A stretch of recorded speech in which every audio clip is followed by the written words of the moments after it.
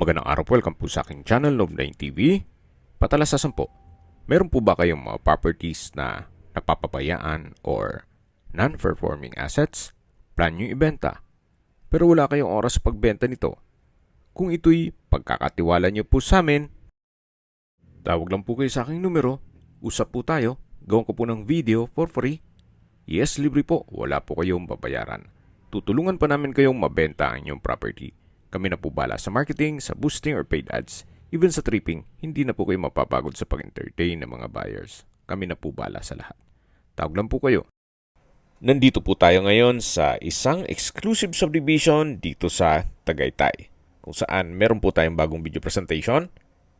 Isang residential property na 2-story house na may lot area na 240 square meters. May floor area po ito na 286 square meters. May 5 bedrooms, 4 full bathrooms. Ito po'y titulado, buhay po ang may-ari, kaya wala po kayo maging problema sa documentation o sa transfer ng title. Nakabakod na po buong property at meron pong steel gate. Halos hindi po ito natirhan ni owner, gawa ng madalas nasa Amerika po sila. Kaya kung ang interested buyer ay nasa Amerika, mas mapapabilis po ang inyong transaksyon gawa ng nandyan din po sila. Yan po yung garahe na naka-tile flooring at kakasya po ang isang SUV. Yan naman po yung main door at hanggang dito po ay naka-tile flooring. So maganda rin pong gawa ng hangout area dito o lanai. Yan po yung concrete fence at meron pong 1 meter setback paikot ng buong bahay. Yan po yung pasad.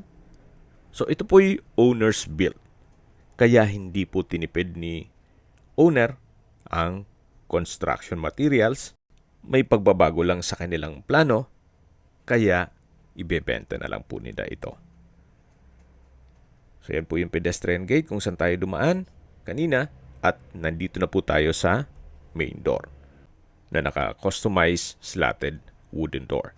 At welcome po dito sa bahay ni Ma'am at Sir kung saan ito po ay fully furnished at nandito na po tayo sa living area o salas. Ito po ay naka-high ceiling, may chandelier, then may furnishings at premium tiles po ang ginamit dito sa flooring. Meron din pong blinds lahat ng window glass. Lipat po tayo dito sa may dining area na meron pong dining set, then chandelier. Sa dulo po ay may sliding glass window with blinds, then meron pong access door. At mula po dito, matatanaw naman natin yung main door. So kung sakali pong galing dun sa garahe, pwede pong dumaan dito sa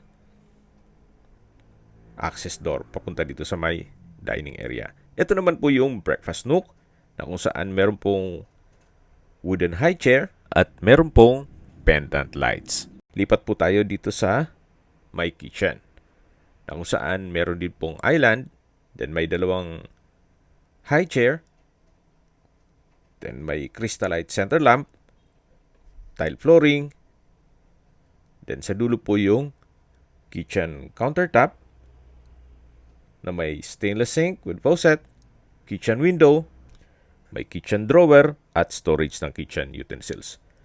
Meron din pong wall-mounted modular kitchen cabinet. Then meron din pong refrigerator. So yan po ulit yung island. Then dito naman po yung breakfast nook.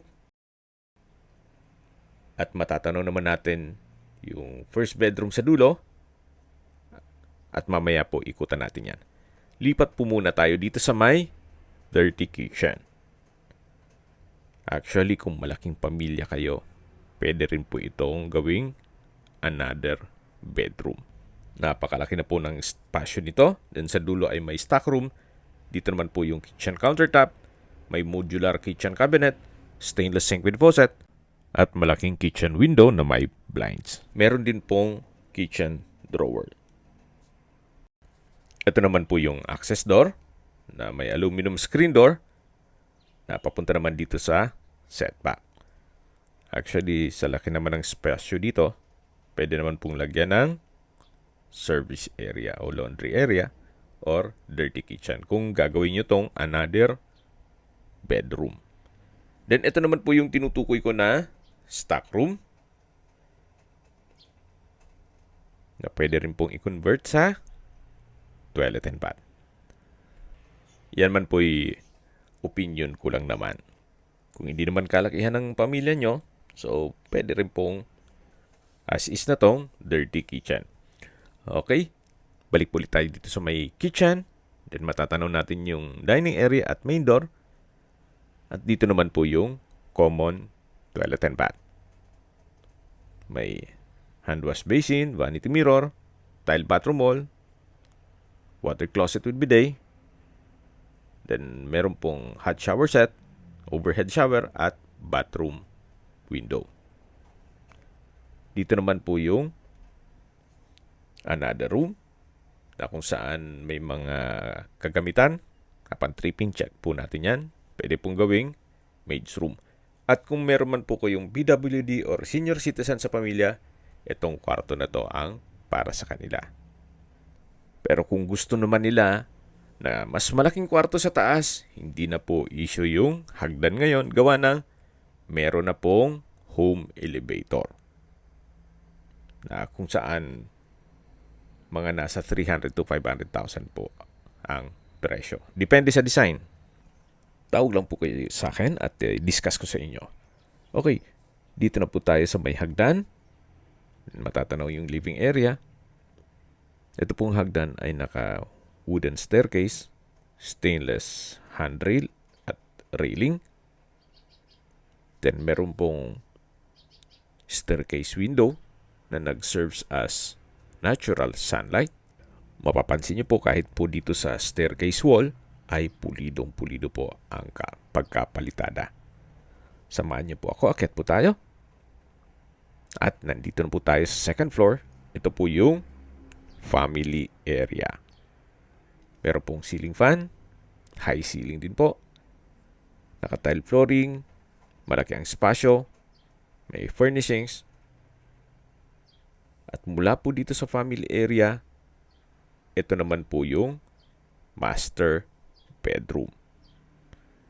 Napakalaki po ng espasyo, may mga sliding glass window, may split type aircon, may bed frame and mattress, may couch, then crystalite center lamp. Premium tiles din ang ginamit dito sa flooring. At dito naman po yung access door papunta sa terrace. Pero bago tayo pumasok dyan, ito na po muna yung walk-in closet na kung saan from floor to ceiling po yan. Then dito naman po yung toilet and bath. Meron pong bathroom countertop, hand wash basin, vanity mirror,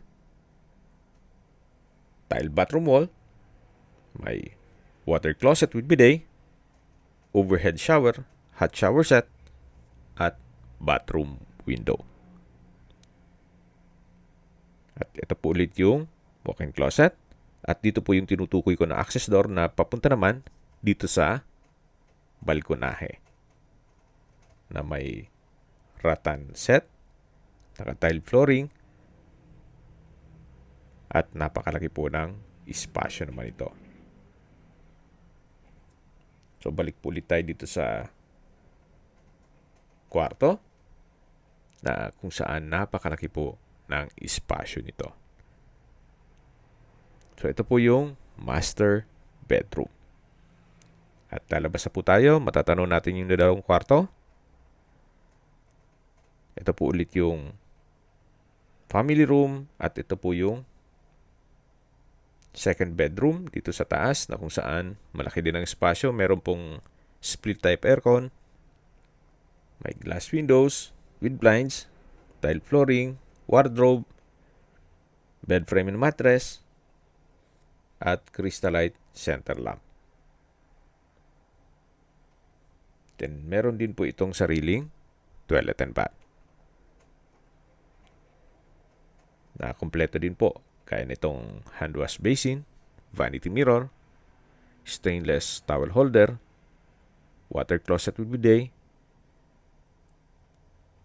tile bathroom wall, overhead shower with hot shower set, at bathroom window. Labas po tayo. Yan po ulit yung family area. Then sa dulo yung master bedroom. Yan po yung hagdan. Meron pong chandelier. At dito naman po yung third bedroom. Dito sa second floor. Kompleto din po. May bed frame and mattress, split type aircon, sliding glass windows with blinds, may rocking chair, pulido ang pagkapintura ng ceiling at wall, may wardrobe, at may sariling toilet and bath. Meron pong hand wash basin, vanity mirror, water closet with bidet, tile bathroom wall, hot shower set, overhead shower, at bathroom window. So, labas po ulit tayo. Dito naman po yung linen room or stock room na meron pong wooden shelf. So, yan po ulit yung family room. Tunghayin niyo po ulit. At bababa na po tayo. Ito po yung hagdan o stairs na may customized staircase window. Malaking bagay po yan, yung natural sunlight. Hindi na kayo gagastos ng kuryente. At mula po dito sa hagdan, yan po yung living area, yung main door, at dito na po yung dining area na meron pong 4-seater dining set. So wala na rin po kayong bibilhing mga furnishings. Gawa ng kompleto na rin po yan. Then yan po yung breakfast nook na may wooden high chair. At gaya po ng nasabi ko sa inyo, ito po'y hindi naman gaanong natirhan ni owner. Gawa ng madalas nasa Amerika po sila. Kaya po napakalinis nitong property. Gawa ng meron po silang maintenance dito. So, labas po ulit tayo dito sa main door. At ikutan natin tong setback. At habang naglilibot po tayo, pag-usapan natin ang distance, location, at travel time. Mula po sa Mendez Crossing, ang distance is 800 meters at ang travel time is 3 minutes. Yan po pala yung access door mula dun sa Dirty Kitchen. At mula naman po sa Twin Lakes, ang distance is 8 kilometers at ang travel time is 15 minutes. Mula naman po sa Sky Ranch, ang distance is 3.5 kilometers at ang travel time is 16 minutes. Meron pong overhead water tank just in case na may water shortage. Backup lang po yan pero maayos naman ang water supply dito. At mula naman po sa Tagaytay Rotonda, ang distance is 7.6 kilometers at ang travel time is 20 minutes. Yan po yung lagi kong binabanggit sa aking video na dapat nyo i-consider sa pagharap ng property, yung meron pong malapit na hospital. Hindi ko naman po sinasabing sakitin kayo. Yan naman po for emergency purpose lang naman. At mula naman po sa Calax Aguinaldo exit, ang distance is 22.9 kilometers at ang travel time is 45 minutes.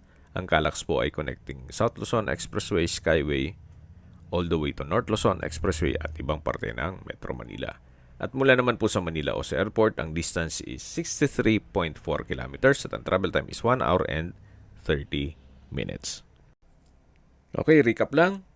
Ito pong property ay nasa isang exclusive subdivision dito sa Tagaytay na kung saan kumpleto po ang amenities gaya ng clubhouse, basketball court, parking playgrounds, swimming pool at marami pong iba. Meron din pong 24-hour security kaya safe na safe po kayo dito.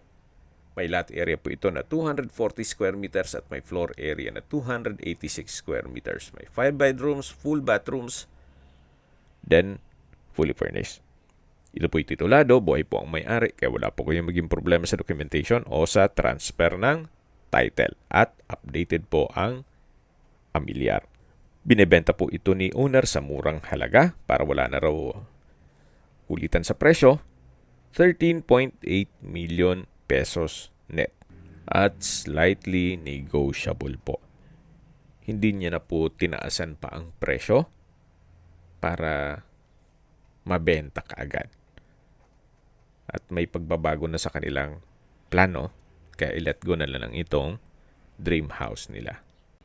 Kung may mga katanungan po kayo, tawag lang po kayo sa aking numero. At sa mga kababayan naman natin nasa ibang bansa, meron po akong WhatsApp, Viber, at Telegram. Same number lang po, 0917-316-3399. Sa mga nagtatanong naman po ng aming Facebook, meron po aming Facebook page na Nov9TV at Facebook Reel Video. Meron din pong TikTok at Instagram. May ibang YouTube channel po kami, the Nov9TV channel, Nov9TV Listings,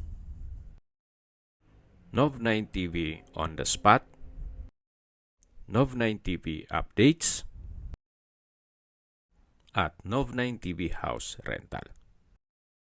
Sana po naibigyan nyo ang video presentation. Paki-like and subscribe na lang po sa aking channel para ma-update din po kayo sa aking future listings.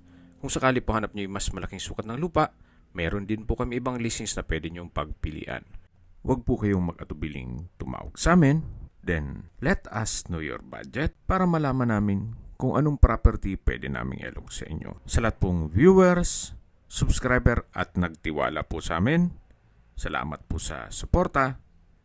Ingat po kayo lagi at yung pamilya. Maraming salamat po.